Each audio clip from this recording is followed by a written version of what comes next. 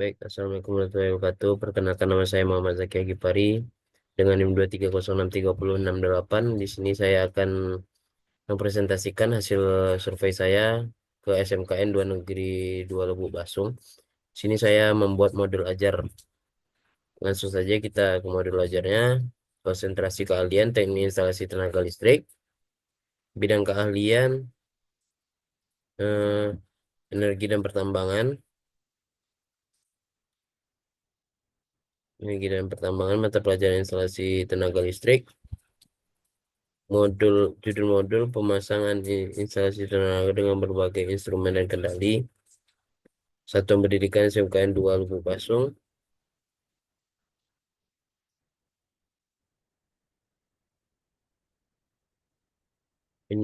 Fase F penyusun saya sendiri Muhammad Zaki Bari. Alokasi waktu 6 JP satu kali pertemuan. Tahun aja pelajaran 2024-2025. Begini dokumentasi saya yang sekolah yang saya survei dengan beberapa rekan-rekan saya. Langsung saja kita masuk ke materi poin yang pertama. Tujuan pembelajaran. Satu, tujuan pembelajaran umum. Setelah mengikuti pembelajaran ini, siswa dapat melakukan pemasangan instalasi tenaga listrik dengan baik dan benar. Mereka dapat mulai dari perencanaan, pemasangan, hingga pengujian instalasi listrik, serta membuat laporan sesuai standar yang ada. Dua, tujuan pembelajaran khusus. Di sini ada 3 poin bisa dilihat, dan kita lanjut saja ke poin B. Kriteria tujuan pembelajaran. Kriteria tujuan pembelajaran adalah cara untuk menilai apakah tujuan pembelajaran sudah tercapai. Kriteria ini akan memberi tahu kita apa yang harus dilakukan siswa agar dianggap berhasil. Kriteria tujuan pembelajaran ada 4 poin bisa dilihat. Satu, satu kemampuan merencanakan instalasi ada rinciannya. Dua, kemampuan melakukan pemasangan instalasi ada dua juga rinciannya. Yang ketiga, kemampuan melakukan pengujian ada juga poinnya. Dan yang keempat, yang terakhir, kemampuan membuat laporan. Kita lanjut saja ke poin C, profil pelajar Pancasila. Profil pelajar Pancasila mencerminkan karakter yang diharapkan dimiliki oleh peserta didik yang selaras dengan nilai-nilai yang terkandung dalam Pancasila. Nilai-nilai ini tidak hanya penting untuk pembentukan pribadi yang baik, tetapi juga untuk kesiapan siswa dalam menghadapi tantangan di dunia kerja, khususnya dalam bidang instalasi tenaga listrik. Berikut adalah beberapa karakteristik yang diharapkan dimiliki oleh peserta didik dalam konteks pembelajaran instalasi tenaga listrik. Di sini ada satu, beriman dan bertakwa kepada Tuhan Yang Maha Esa, ada 3 poin.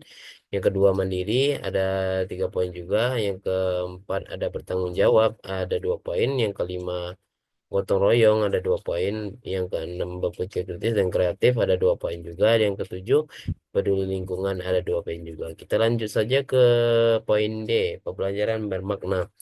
Pembelajaran bermakna adalah pendekatan di mana materi yang diajarkan dihubungkan dengan pengalaman sehari-hari atau konsep-konsep yang sudah dipelajari sebelumnya. Dengan cara ini, siswa dapat memahami dengan lebih baik, lebih mudah bagaimana materi yang mereka pelajari diterapkan dalam kehidupannya. Berikut ada cara menghubungkan materi dengan kehidupan sehari-hari. Ada satu, dua, tiga, empat, lima, 4 poin ya. Di sini bisa dilihat ada 4 poin. Kita lanjut saja ke materi yang E. Materi esensial. Materi esensial adalah materi pokok yang harus dikuasai oleh peserta didik agar mereka dapat mencapai kompetensi yang diinginkan dalam bidang instalasi tenaga listrik.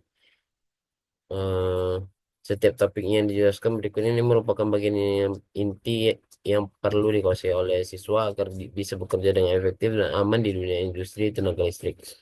Yang pertama, satu, pemasangan instalasi listrik termasuk instrumen kontrol. Di sini ada penjelasannya. Yang kedua, instalasi penyalur petir dan pengumian, ada penjelasannya.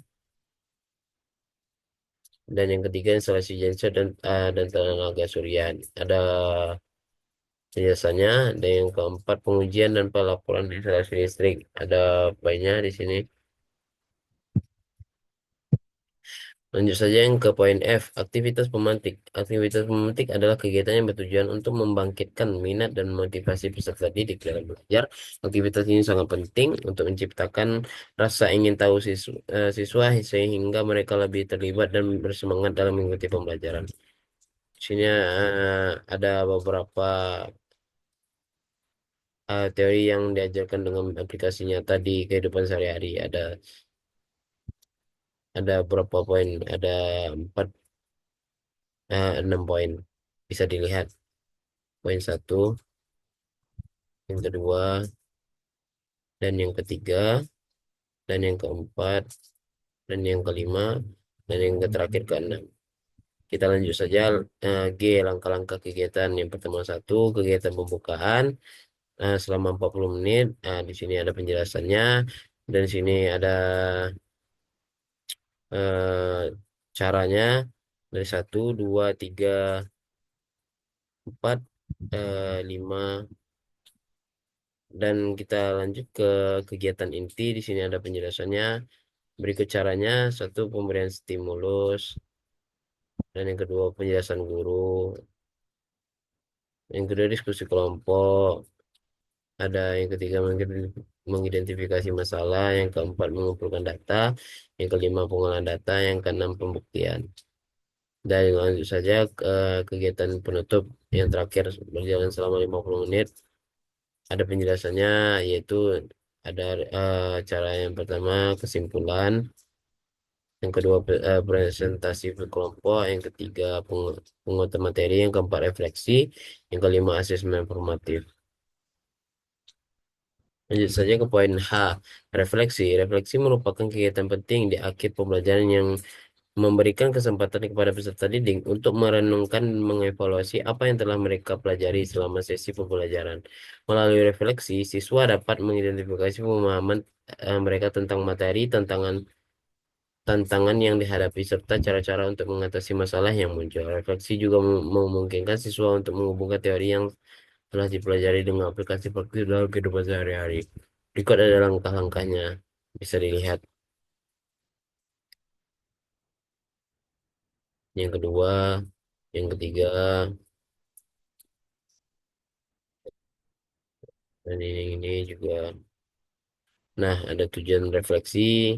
Yang pertama, membantu siswa mengevaluasi pemahaman mereka terhadap materi yang telah dipelajari. Yang kedua, mendorong siswa untuk berpikir kritis dan mengidentifikasi solusi atas tantangan yang mereka hadapi. Yang ketiga, menghubungkan pengetahuan yang dipelajari dengan pengalaman nyata dan aplikasi di kehidupan sehari-hari. Dan kita lanjut saja ke poin I, ringkasan materi, media pembelajaran. Media pembelajaran ini berfokus pada pemasangan instalasi tenaga listrik yang mencakup berbagai jenis instalasi seperti instalasi di listrik rumah tangga, industri, serta instalasi yang melibatkan instrumen dan kontrol. Berikut adalah ringkasan materinya. Ada poin satu, prinsip dasar pemasangan instalasi listrik, ada rinciannya. Yang kedua, alat dan bahan yang digunakan, ada rinciannya. Yang ketiga, instalasi penyalur petir dan pemain grounding, ada poinnya, rinciannya. Yang keempat, instalasi genset dan tenaga surya, ada rinciannya. Dan yang kelima, pengujian dan pelaporan instalasi listrik, ada poinnya. Media pembelajarannya, yang pertama ada buku referensi. Di sini ada pembahasan tentang buku referensi. Yang kedua, video tutorial, ada penjelasannya. Yang ketiga, alat peraga instalasi listrik, ada penjelasannya. Dan yang keempat, software simulasi, ada penjelasannya juga. Tujuan penggunaan media pembelajaran, di sini ada 4 poin, bisa dilihat. Poin yang pertama, yang kedua, dan yang ketiga, dan yang keempat. Baik, yang poin yang J lagi. Lembar kerja peserta didik LKDP. Nah, di sini ada pendahuluan, ada tujuan pembelajaran, ada tugas dan kegiatan. Nah, di sini ada, bisa dilihat. Ini ada juga petunjuknya. Yang kedua, praktikum pemasangan instalasi, ada di sini penjelasan dan ini petunjuknya. Yang ketiga, pengujian instalasi listrik, ada penjelasannya, ada petunjuknya juga. Dan yang terakhir, penilaian. Nah, eh, penilaian ini ada tugas satu, membuat gambar kerja instalasi listrik dan perhitungan kebutuhan bahan. Ada skor. Yang ke tugas dua juga seperti itu. Yang tugas ketiga juga seperti itu. Kita lanjut ke poin F, kesimpulan. Setelah menyelesaikan kegiatan ini, buatlah kesimpulan singkat mengenai. apa yang telah kalian pelajari tentang pemasangan instalasi listrik, mengapa penting dan memastikan keamanan dalam setiap instalasi listrik yang dilakukan. G. Refleksi. Lanjut saja ke poin G. Setelah kegiatan ini, jawab pertanyaan refleksi berikut. Nah, di sini ada 3 pertanyaan. Catatan ada 2 nih. Ada kerjakan LKDP ini dengan teliti dan dipastikan setiap langkah dilakukan dengan hati-hati. Dan yang kedua, diskusikan dengan teman-teman kalian jika diperlukan dan pastikan untuk menulis dengan rapi dan jelas.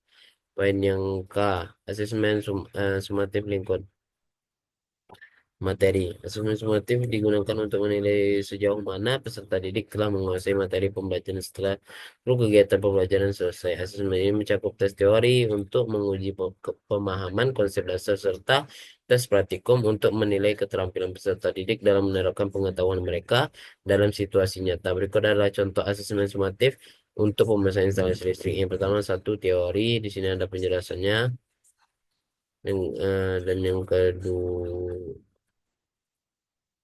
Dan yang kedua, tes praktikum ada penjelasannya. Ini.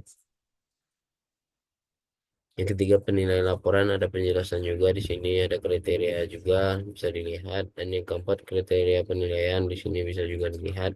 Dan total akhir tes teori 40 poin, tes praktikum 35 poin, laporan 25 poin, total skor maksimal 100 poin. L. Pedoman penilaian.